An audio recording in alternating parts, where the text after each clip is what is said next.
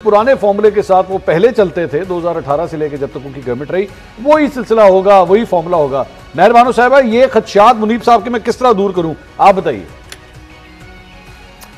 मेरे ख्याल में मुनीब साहब के जो खदशात हैं ये इस बात पर मबनी हैं कि अगर हम पाकिस्तान पीपल्स पार्टी को देखें या पाकिस्तान मुस्लिम लीग नून को देखें, क्योंकि ये तो तीन बार इक़्तिदार में आ चुके हैं, इन्होंने कोई सबक नहीं सीखा। ये बार बार वही हरकतें दोहराते हैं और फिर मासूम भी बन जाते हैं। मैं सिर्फ इतना कह सकती हूँ तहरीक इंसाफ के लिए कि हमें अभी इस तरह आजमाया नहीं गया। हम एक दफ़ा हुकूमत में आए और उसके बाद आज हम ज़ेरे अताब हैं। मेरा तो मानना यही है कि हमने काफ़ी सबक सीखे हैं और मैं अपना तो आपको गारंटी के साथ बता सकती हूँ कि अगर हमारी हुकूमत ने कभी इस तरह की नाइंसाफ़ी करना चाही तो मैं ज़रूर आवाज़ उठाऊँगी। आई डू बिलीव दो कि ट्रांसपेरेंसी होनी चाहिए, जस्टिस होनी चाहिए, ड्यू प्रोसेस होना चाहिए।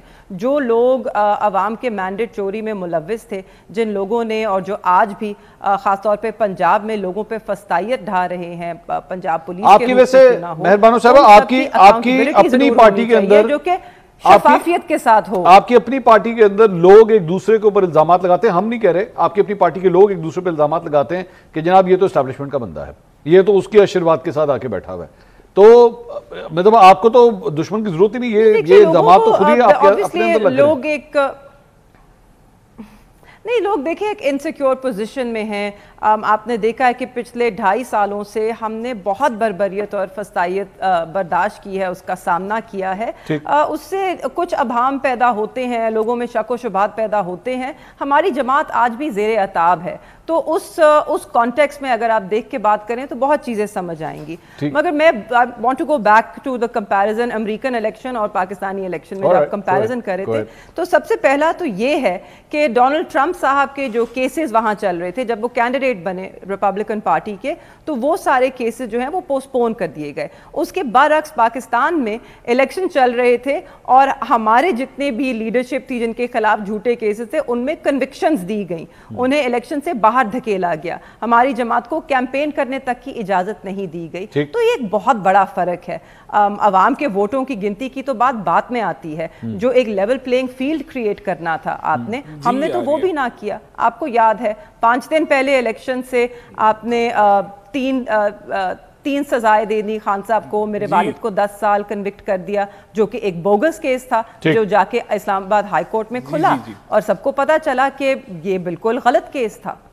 राणा साहब, ये सर आपने जो कुछ सुना है, ये जो पॉलिटिकल विक्टिमाइजेशन है, जाहिर बात है इसको तो जब तक पॉलिटिक्स से आप नहीं निकालेंगे हमारा सिस्टम ठीक नहीं हो सकता। ये देखिए, यहाँ पॉलिटिकल विक्टिमाइजेशन नहीं होनी चाहिए, बिल्कुल भी नहीं होनी चाहिए, लेकिन जो खान साहब ने किया है, जिस तरीके से इस मुल्क में इंतशार फैला है और जो इनके ऊपर केसेस हैं वो जेन्युइन केसेस हैं, और वो कोर्ट के अंदर जो है वो अगर वो नहीं है जेन्युइन तो उनको बेल भी मिल रही है। तो ये चीज़ें तो कोर्ट के अंदर डील करनी पड़ेंगी। जिस तरह जो पाकिस्तान का अदालती निज़ाम है उधर वो केसेस पेंडिंग हैं और वो चल रहे हैं, वहाँ नहीं साबित होंगे तो वो छूट जाएंगे, अगर साबित हुए तो उनको सजा हो जाएगी। राणा साहब, ये आपने ना मुझे किताबी जवाब दिया है। वैसे आपको भी पता है, मुझे भी पता है कि पाकिस्तान में जब आपके लीडरों के खिलाफ केसेस बने वो किस नजरिए से बने, अब जो बन रहे हैं वो किस नजरिए से बन रहे हैं, हम दोनों को पता है। Why should we lie to the people of this country? खुल के बताएं हाँ या अगर आप मुझे ये कह देते ना, एक्चुअली आप ये कहने लगे थे, पहले मैं समझा आप उसी तरफ जा रहे हैं कि खान साहब ने भी यही किया था, अगर आज उनके साथ भी यही हो रहा है तो ठीक है, जस्टिफाइड है। मैं ये बात आपकी फिर भी एक्सेप्ट कर लेता। नहीं, देखें, फर्क है, थोड़ा सा फर्क ये है कि लोगों ने विटनेस किया, 25 करोड़ अवाम ने 9 मई को विटनेस किया। फर्क ये है कि लोगों ने विटनेस किया कि साइफर को किस तरह लोकल सियासत में लाया गया, फिर ऑडियो लीक्स भी आई जिसमें पता चला कि इससे खेलना है। लोगों ने ये चीज़ देखी कि घड़ी को बेचा गया, और फिर लोगों ने ये भी देखा कि करप्शन के पैसे जब पकड़े गए यूके के अंदर और वो ट्रांसफ़र हुए पाकिस्तान में तो किस तरह उसको एडजस्ट किया। तो ये चीज़ें बड़ी क्लियर हैं, कुछ चीज़ें बहुत ओपन क्लियर हैं कि किस तरीके से हुई। वो अलग बात है कि अदालतों में वो साबित उस तरीके से हुई या नहीं हुई, लेकिन ये चीज़ें 25 करोड़ अवाम ने विटनेस की, देखी। मैं समझता हूँ ये फ़र्क है। ठीक है, 9 मई बहुत बड़ा फ़र्क है, लोगों ने उसको महसूस किया, देखा, उसको लाइव देख। मुनीब साहब की बारी है, लेकिन आप 10 सेकंड्स में कमेंट दें जी। 2 जुमले دو جملے. 25 کروڑ عوام نے سب دیکھا اور اس بیانیے کو مسترد کیا اور تحریک انصاف کو ووٹ دیا, نمبر 1. نمبر 2, وہ ایون فیلڈ کی رسیدیں ملی. اچھا چلے میں اس پہ آتا ہوں. منیب صاحب, یہ ایک اور جو کل خواجہ آصف صاحب نے ایک نئی بات چیت شروع کی ہے, انہوں نے کہا ہے کہ جناب عمران خان صاحب جو ہیں وہ شاید ملک سے باہر چلے جائیں یا اس کے لیے پاکستان تحریک انصاف تگ و دو کر رہی ہے. یہ سیریس بات آپ کو لگتی ہے یا آپ کے خیال میں ایک سیاسی بیان تھا؟ وہ آج میرے پروگرام میں بھی تھے, انہوں نے کہا کہ کچھ جو ہنٹ مجھے ملا کہ کچھ ویسٹرن کسی کنٹری کا انہوں نے ذکر کیا ہے, تو میں نے ان سے پوچھا کہ جی کیا یہ آپ کوئی گورنمنٹ ٹو گورنمنٹ کو بات ہوئی ہے؟ تو انہوں نے کہا نہیں, کچھ آف دا ریکارڈ انکوائری ہوئی ہے کہ جی کیا یہ ہو سکتا ہے. اچھا, تو یہاں سے تو ابھی بقول ان کے کوئی مثبت جواب نہیں ہے. اور مجھے اور انہوں نے یہ بھی کہا کہ جی وہ عمران خان صاحب کو نہیں ایسے کوئی ارینجمنٹ ان کا یہ نہیں ہوگا کہ وہ ملک سے باہر چلے جائیں, کیونکہ بڑا مطلب اس لیے نہیں کیونکہ وہ جا کر وہاں پر جائیں اور پھر ملائن کریں پاکستان کو, پاکستان کے اداروں کو, یہ سو آن اینڈ سو فورتھ. سو یہ تو خواجہ آصف صاحب نے کہا ہے. لیکن مجھے لگتا ہے کہ اگر عمران خان صاحب کا باہر جانے والا معاملہ مطلب مجھے اس کی لاجک سمجھ نہیں آتی.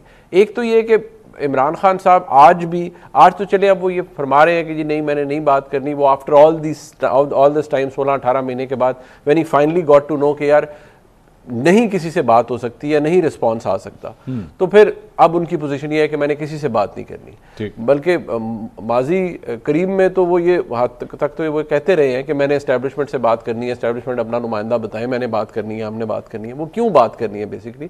وہ آپ نے انہیں کیا کوئی آئین کا آرٹیکل پڑھانا تھا یا ان کو اوتھ پڑھ کے سنانا تھا کہ یہ آپ کا ہوتا ہے؟ نہیں, وہ بات یہ ہونی تھی کہ بھئی ہمارے ساتھ بھی ایڈجسٹمنٹ کی جائے, ہمیں ناحق آپ نے جیل میں رکھا ہوا ہے, ہم کسی کے خلاف نہیں ہیں, آپ فکر نہ کریں, اگر ہم اقتدار میں آئیں گے تو ہم کسی کے ساتھ کوئی پھڈا لڑائی نہیں ڈالیں گے. ٹھیک, مسئلہ یہ ہے کہ مجھے نہیں لگتا کہ عمران خان صاحب کو حکومت خود باہر جانے دے یا کوئی جانے دے. وہ اس لیے یہ اسٹرگل ہو رہی ہے تو ان کی طرف سے ہو رہی ہے. دیکھیں اگر یہ کوئی کر بھی رہا ہے تو مجھے اس کی عمران خان صاحب تو شاید I don't know, مجھے لگتا ہے شاید وہ خود بھی نہیں چاہیں گے, کیونکہ ان کا جو پورا کیپٹل ہے, سیاسی کیپٹل, وہ تو ایک ہی چیز کے اوپر ہے کہ بھئی میں نے تو ایوی تو نہیں فون کرایا نا کسی نے دیکھیں وہ ان کا ایک ان کی فیملی کا بھی ایگزسٹنس موجود ہے, ان کے فارمر ان لاز بھی برطانیہ کے اندر ہیں, وہاں پر بھی ایک ان کا انفلوئنس ہے. ویسے میاں صاحب بھی جب باہر جا رہے تھے نا تو اس وقت نون لیگ نے بھی ایک بیانیہ بنایا تھا کہ نہیں جانا چاہ رہے میاں صاحب, بالکل نہیں جانا چاہ رہے, میاں صاحب کو کنونس کیا جا رہا ہے, لوگ پش کر رہے ہیں, اور اس کے بعد میاں صاحب کو منایا گیا. میاں صاحب کو تو دیکھیے بات, میاں صاحب کو اس وقت کی اسٹیبلشمنٹ نے باہر بھیجا تھا,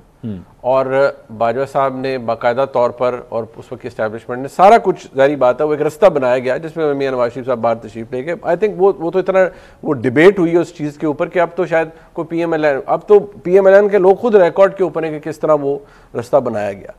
اب جہاں تک عمران خان صاحب والی بات ہے, دیکھیے عمران خان صاحب کی سٹیج ابھی تک وہ تو مجھے نہیں لگتا کہ آئی ہے کہ ان کے لیے کوئی رستہ بنائے, کیونکہ اگر رستہ بننا ہوتا تو اب تک بن چکا ہوتا. لیکن اب میں پیورلی جو بات کرنے لگوں وہ لاجیکل ہے, جو مجھے اپیل کرتی ہے کہ 1.5 سال ہو گیا ہے, ان سال سے اوپر ہو گیا عمران خان صاحب کو جیل میں. مجھے سمجھ یہ نہیں آتی کہ اور کتنا عرصہ وہ جیل کے اندر رہیں گے. مطلب مجھے لگتا ہے کہ یار اور 2 مہینے, 4 مہینے, 6 مہینے, 8 مہینے, کتنا عرصہ اور, ون فائن ڈے, انلیس کہ ان کو کوئی بہت بڑی کنوکشن ہو جاتی ہے جس کی انڈیکیشن چلو ہمیں دور دور سے کہیں نظر بھی آتی ہیں, تو اس کے علاوہ مجھے کچھ سمجھ نہیں آتا.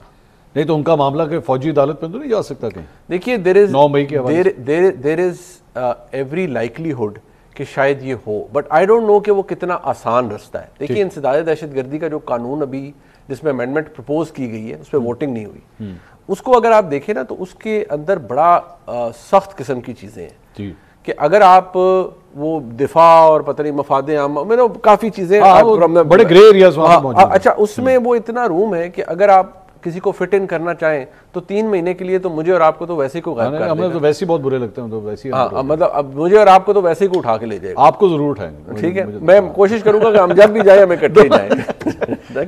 صاحبہ یہ can you categorically deny this thing, یہ جو خواجہ آصف صاحب کی طرف سے بات آئی ہے کہ جی خان صاحب کو کہیں باہر کے کسی ملک نے جو ہے یہ کہا ہے کہ جناب ان کو باہر نکالا جائے یا اس قسم کی کوئی تگ و دو ہو رہی ہے, کیٹیگوریکلی آپ ڈینائی کر سکتی ہے اس چیز کو؟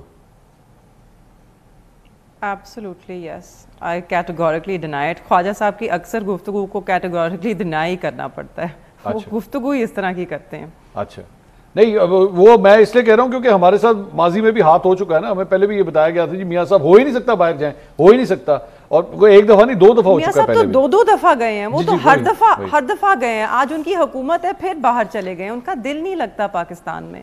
There's a big difference.